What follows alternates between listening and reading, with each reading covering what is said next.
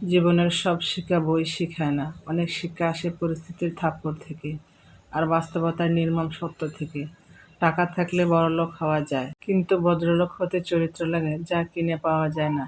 মানুষের আসল মূল্য টাকা বা অবস্থানে নয়, তার মূল্য লুকিয়ে থাকে তার কথা বলার ভঙ্গিতে, ব্যবহারে, আর অন্যকে সম্মান দেওয়ার ক্ষমতায়। বড় হওয়া সহজ, কিন্তু বড় মানুষ হওয়া অনেক কঠিন। আসসালামু আলাইকুম, কেমন আছেন আপনারা সবাই? আশা করছি আল্লাহর অশেষ রহমতে আপনারা সবাই ভালো আছেন। আলহামদুলিল্লাহ, আল্লাহ তাআলা আমাদেরকেও ভালো রেখেছে। প্রতিবারের মতো আজও নতুন একটা ভিডিও নিয়ে আপনাদের মাঝে হাজির হলাম। আশা করি আমার আজকের ভিডিওটি আপনাদের কাছে ভালো লাগবে। আমার ভিডিওটি যদি ভালো লাগে, আশা করি আমার সম্পূর্ণ ভিডিও জুড়ে আপনারা আমার পাশে থাকবেন। আর আজকের ভিডিওটি শুরু করলাম হলো হসপিটাল থেকে। আর হসপিটালে গেলাম বাবাকে নিয়ে। আমার বাবার শরীরটা বেশ একটা ভালো না, সেজন্য আবার এই তো হসপিটালে নিয়ে আসলাম। আর এই তো হসপিটালে চলে আসলাম। হসপিটালে এসে ডাক্তারের জন্য অপেক্ষা করতেছি। ডাক্তার বলেছিল 10টার সময় আসবে, কিন্তু উনি 10টার সময় আসেনি। উনি এসেছে 12:30টায়। এতক্ষণ ডাক্তারের জন্য বসে বসে অপেক্ষা করতেছে। আর আমার দুই ছেলে খুব দুষ্টামি করতেছে। আর অপেক্ষা জিনিসটা খুবই বিরক্তকর, অপেক্ষা করতে একদম ভালো লাগে না। সাথে আমার দুই ছেলে আছে।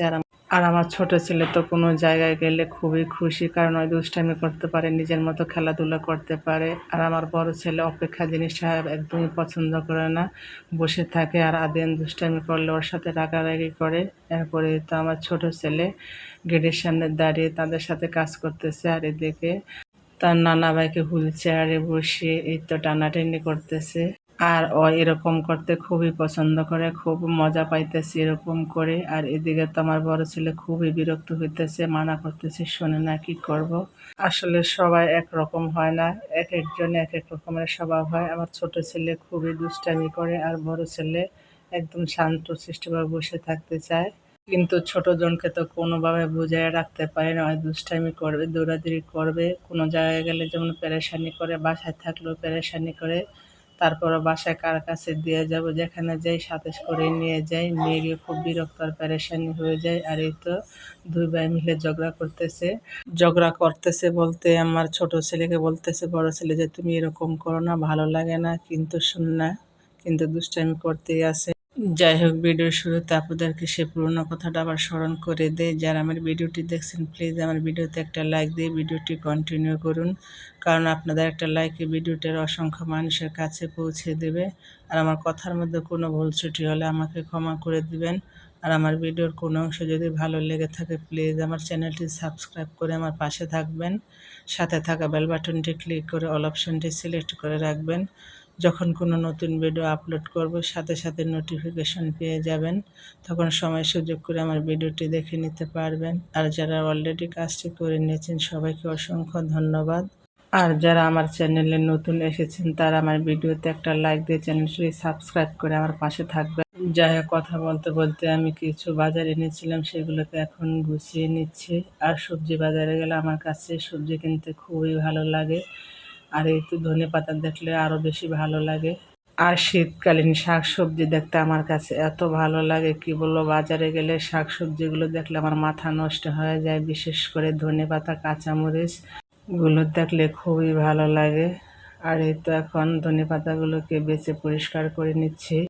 আর আব্বা আম্মাকে রিকশায় উঠিয়ে দিয়ে বাসায় আসার সময় এই সবজিগুলো নিয়ে এসেছি।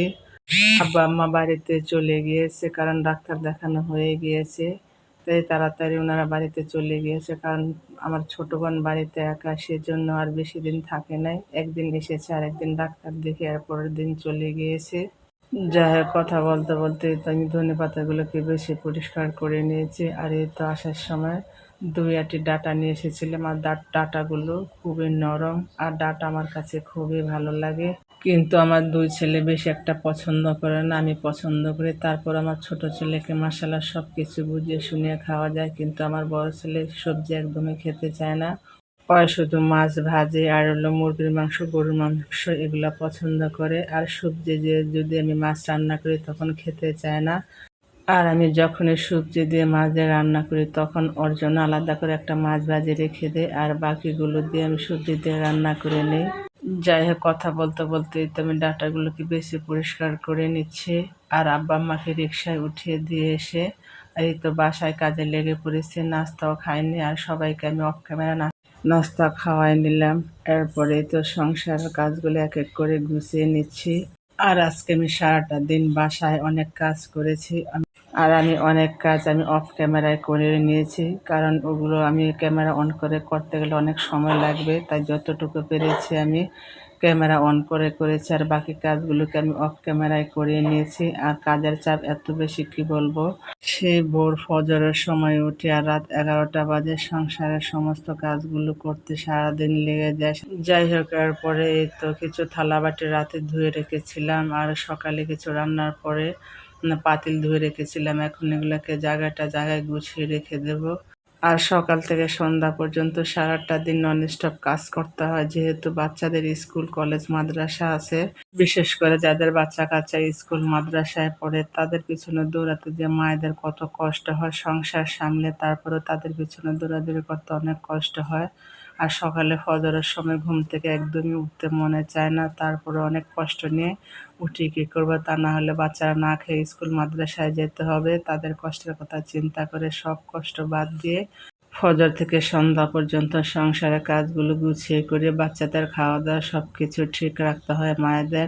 আসলে মায়েদের কোনো অবসরই নেই, তাদের কোনো ক্লান্তি। আর আমি আল্লাহর কাছে সবসময় শুকরিয়া আদায় করি, আল্লাহ তাআলা যে আমাকে এত ধৈর্য শক্তি দিয়েছে। আগে আমি কোনোদিন এত কাজ করতে পারিনি, আর এখন আলহামদুলিল্লাহ আমি সব কাজই করতে পারি। আর সব কাজ আমি সময় মতো করে গুছিয়ে রাখার চেষ্টা করি, যত কষ্টই হোক সময় মতো বাচ্চাদের খাওয়া দাওয়া নেওয়া সব কিছু ঠিক রাখতে পারি আলহামদুলিল্লাহ। যাই হোক, কথা বলতে বলতেই তো আমার তরকারি কষানো হয়ে গিয়েছে। তরকারির মধ্যে এখন আমি গরম পানি দিয়ে মাছগুলো দিয়ে দিব। আর এই ডাটাগুলো বাছতে আমার খুব কষ্ট হয়েছে, অনেক সময় লেগেছে। আসলে কষ্ট ছাড়া দুনিয়াতে কোনো কিছু পাওয়া যায় না, ভালো কিছু পেতে হলে কষ্ট করতে হয়, ধৈর্য ধরতে হয়। আর দুনিয়াতে নিজের জায়গায় নিজেকে তৈরি করে নিতে হয়, নিজের অবস্থান নিজেকে তৈরি করে না নিলে কেউ অবস্থান কেউ তৈরি করে দেয় না। যখন আপনার টাকা থাকবে তখন আপনার আপনজনের অভাব হবে না, যখন টাকা নেই তখন আপনার কেউ নেই। আসলে দুনিয়াতে আপনি ছাড়া আপনার আপন কেউ নয়। আর মানুষ আপনাকে এই দুনিয়াতে বাঁচতে দেবে না, আবার মরলে আফসোস করে। জীবিত থাকতে প্রশংসা উৎসাহ কেউ দেয় না, মারা যাওয়ার পর সবাই লাইন ধরে প্রশংসা করে। সেজন্য দুনিয়াতে যতদিন বাঁচবেন মাথায় রাখবেন, আপনার আপনি ছাড়া আপন আর কেউ নাই দুনিয়াতে। যদি আপন খুঁজতে চান আপনি পাবেন একমাত্র নবী রাহমাতাল লিল আলামিনকে। আর আপনার রব্বুল আলামিন দুনিয়া ও আখেরাতে কাছের আপন আপনি ছাড়া কেউ নেই। দুনিয়াতে সব স্বার্থের খেলা, সময়ের চাহিদা, প্রয়োজন মাত্র। প্রিয়জন আর প্রয়োজনের মধ্যে আসমান জমিন পার্থক্য। প্রয়োজন আর প্রিয়জন, আর প্রিয়জনের সংখ্যা তো অনেক কম। সে প্রিয়জনও যখন আজরাইল সামনে আসবে প্রিয়জন আর প্রিয়জন থাকবে না। সেজন্য দুনিয়ার মানুষকে আপন না ভেবে আল্লাহকে আপন ভাবা উচিত। মানুষের পিছনে না দৌড়াই আল্লাহর পিছনে দৌড়ানো উচিত, কারণ আমার আল্লাহই একমাত্র সব সমস্যার সমাধানকারী, একমাত্র অন্তর্যামী। তিনি এক সেকেন্ডও লাগবে না মানুষের সব সমস্যার সমাধান করে দিতে। যাই হোক, এরপরে এই তো আমি আর আমার দুই ছেলে মিলে সকালে নাস্তা খেয়ে নিচ্ছি। আর সকালে তারা ডিম দিয়ে, আজকে রুটি বেশি একটা ভালো করে খেতে পারেনি, কারণ তাদের শরীরটা বেশি ভালো না, সর্দি। তারপরে সংসারের কাজগুলো সেরে তাদেরকে আবার চা করে দিলাম, চা দিয়ে রুটি দিয়ে খেতে দিলাম। যাই হোক, সামনের দিনগুলো যেন সবার খুব সুন্দর ও মঙ্গলময় হয়, সে দোয়া সবসময় থাকবে। সেই দোয়া এবং ভালোবাসা নিয়ে আজকের ভিডিওটা শেষ করে দেই। সে পর্যন্ত আল্লাহ তাআলা আপনাদের ভালো রাখুক, সুস্থ রাখুক। আমি আমার পরিবারের জন্য দোয়া করবেন, আমিও সবার জন্য দোয়া করি। আল্লাহ পাক যাতে সবাইকে ভালো রাখে, সুস্থ রাখে। আল্লাহ হাফেজ। আসসালামু আলাইকুম।